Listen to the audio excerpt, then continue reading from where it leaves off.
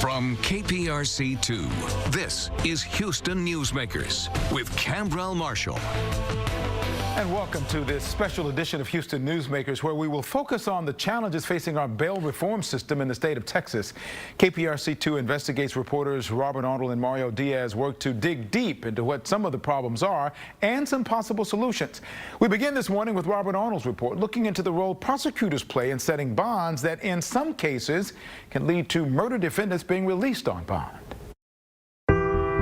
The things I've come to learn about how the system works and doesn't work are both disgusting and shocking. Paul Castro never asked to be part of the debate over felony bond in Harris County. The decision was made for him when his 17-year-old son David was murdered after an Astros game in July. What did you think would happen in terms of bond? The hope was the system would keep them locked up. Judges are often criticized for setting any kind of bond or setting a bond that the public considers too low. But what we wanted to know, what is the prosecutor's role in this process? More specifically, what impact can the prosecutor have on the setting of bond? KPRC2 Investigates dug into the court records of all murder and capital murder cases where bond was set this year. That's 257 cases. In at least 10% of these cases, prosecutors did not appear to fight the bond set by the judge. We found judges leaving notes like prosecution didn't ask for a higher bond, state never asked to raise bond, or state didn't move forward with bail motion.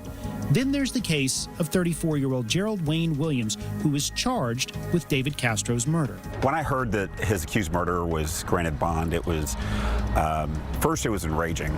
A magistrate initially set Williams' bond at $350,000. Prosecutors asked to deny bond, but court records show prosecutors abandoned their motion, instead asking for a $500,000 bond.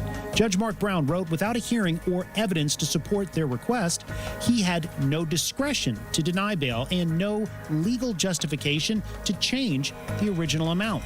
He's wrong. He had legal recourse. We asked to speak with District Attorney Kim Ogg. Instead, Prosecutor Joanne Musick, who did not handle Williams' case, answered our questions. If he believes the bond to be insufficient, he himself may sua sponte on his own raise that bond to a higher level. Why would you ask for bail and not present any evidence to support what you're requesting? And I can't speak to the particulars in that case. I can tell you that Judge Mark Brown, as any judge, has a right to determine for himself, him or herself, regardless of any evidence presented, if bail is sufficient or not. But isn't that a cop-out? You go, oh, well, it's just the judge. Our hands are tied at this point.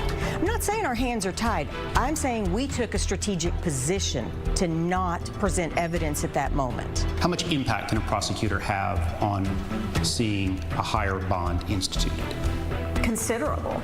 To have a higher bond instituted really is coming all from the prosecutor. Catherine Evans has been a prosecutor and a judge. She's now a defense attorney. She says while ultimately judges decide bond, many look to the prosecution and defense to provide information that will help form that decision. Bonds cannot be used as an instrument of oppression. What that means in a given situation, though, is very much open for interpretation. And former Judge George Powell, who is now a defense attorney, adds most bonds are set by magistrates after a person is arrested. You're charged in the 248th District Court with the first-degree felony offensive murder, sir. Once that case gets to the trial court, if the prosecution doesn't ask for a hearing to change or deny bond, in that event, the judge is going to leave it alone, typically, and there may be people upset because the judge didn't make a decision in that case.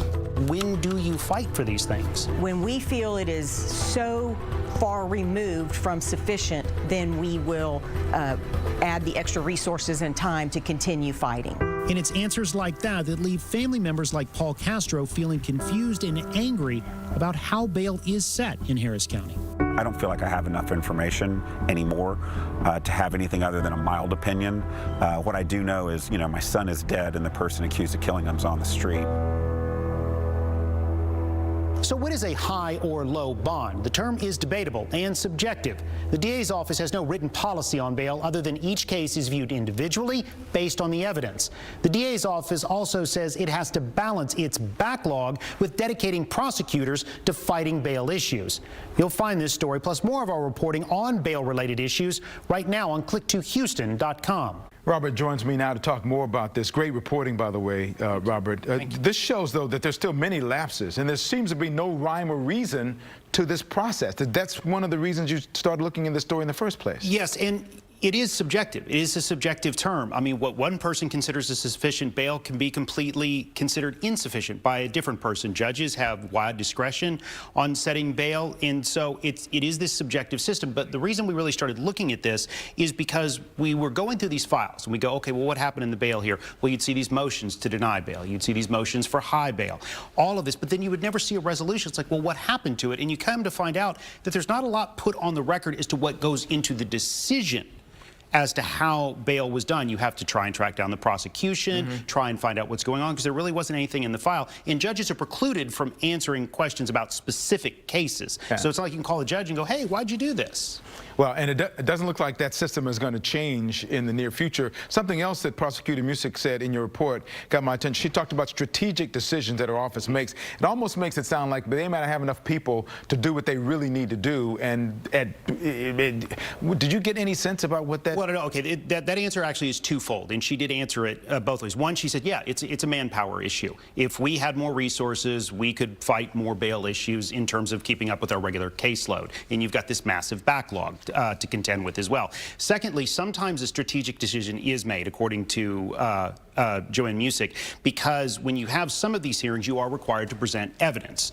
If you want to either deny bail or if you want a higher bail, you have to put on evidence. Now, how much evidence you have to put on depends on the case. So sometimes what she was saying was sometimes you make the strategic decision that we don't want to put all this evidence out there just yet at such an early stage of the case. What your report has done is let us know that there's still more work to be done on this whole system, more information to come from it as well. A lot. Thank you, Robert. Appreciate your report.